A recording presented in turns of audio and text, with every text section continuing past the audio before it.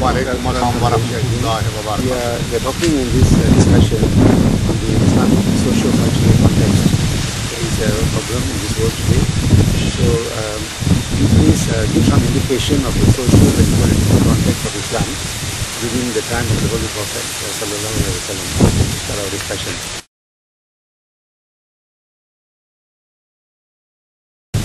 Dr.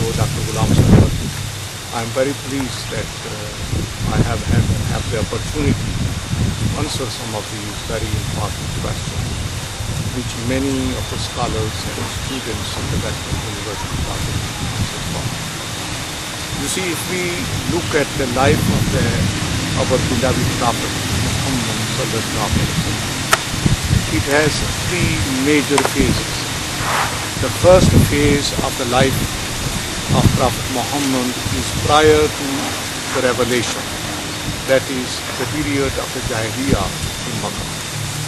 Then there is a period of revelation, that from the beginning of the revelation to the migration point. That's the second phase. The third phase of the life of the Prophet Muhammad sallallahu alaihi wasallam is from the time of the reaching Medina to the departure from this life of the world. So the early life, socio-political, was of a stable and of appreciation and of a peace. Prophet was welcomed socially in Meccan society as a person of handsome stature, good manners, very honest and truthful, and he enjoyed his life, and at the age of 25 he married one of the widows, Lady Khadija al-Kubra, may Allah be pleased with her. His uncles, his grandfather in his early age, they were all dedicated to upbringing Muhammad.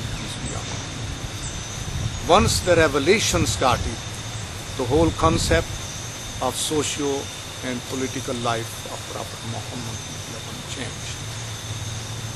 From his household, his uncles mainly turned against him, including Abu Jahl, Abu Lahab, and Abu Talib, although he was a good defender, but he had not submitted himself to the faith.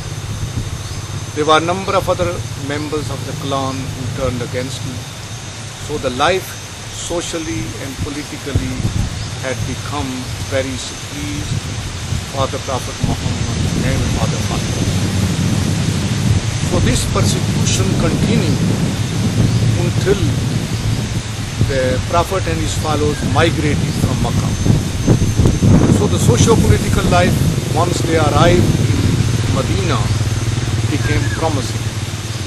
It had vibrated throughout Medina and the neighborhood, including the Jews and Christians at some level welcomed the Prophet into their social life.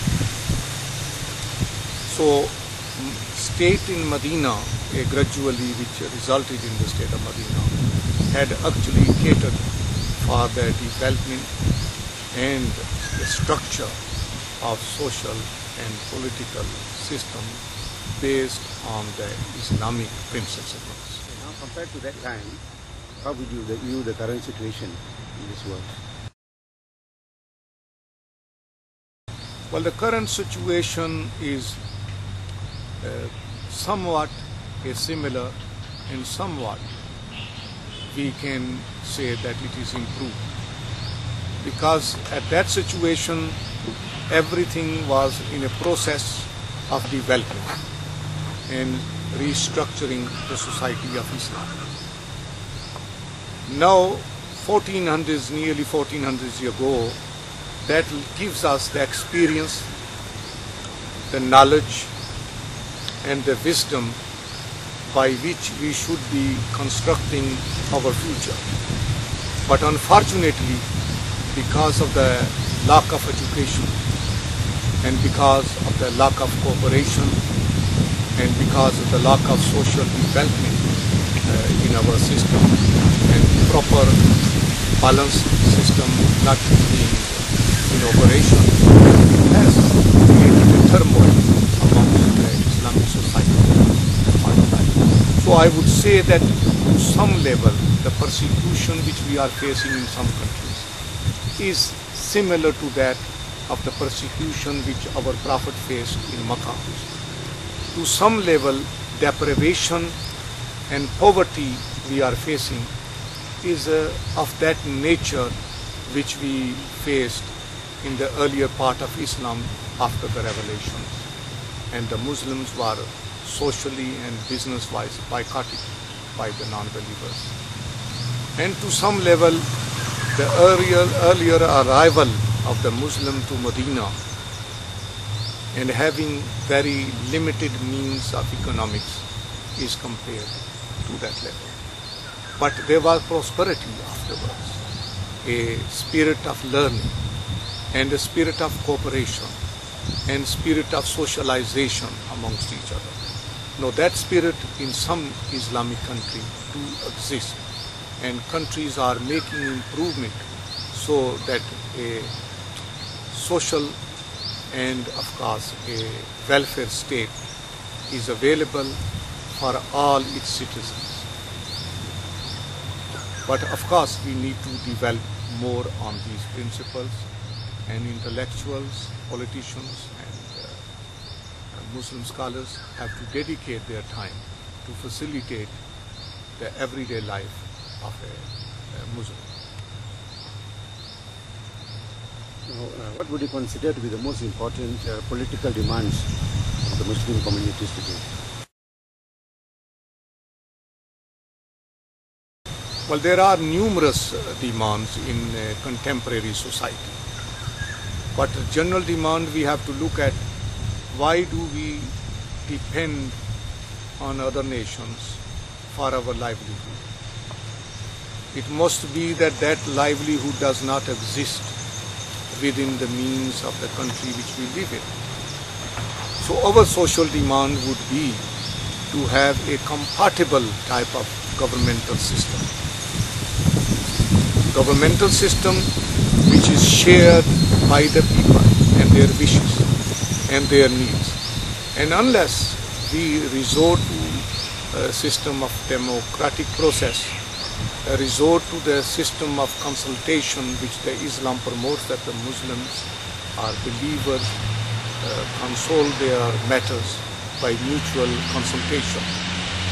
So a process of developing and need is essential.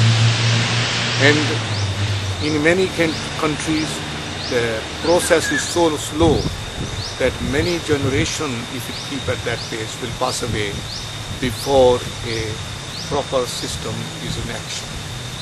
Now we need an emergency plan, an urgent plan, and a plan which caters for everyone equally in Islamic society.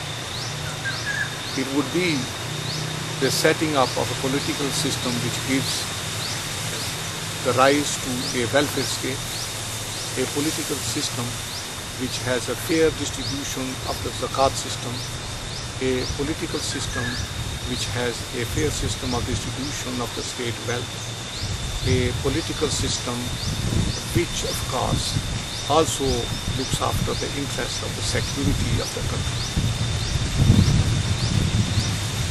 I think in the last answer you touched upon two important issues, the most important political demands of the community and also the economic needs of the community. I think the third major element that we have to look at is the cultural situation. What is the cultural situation now in the Islamic countries, and how would you envisage any kind of change in this cultural situation?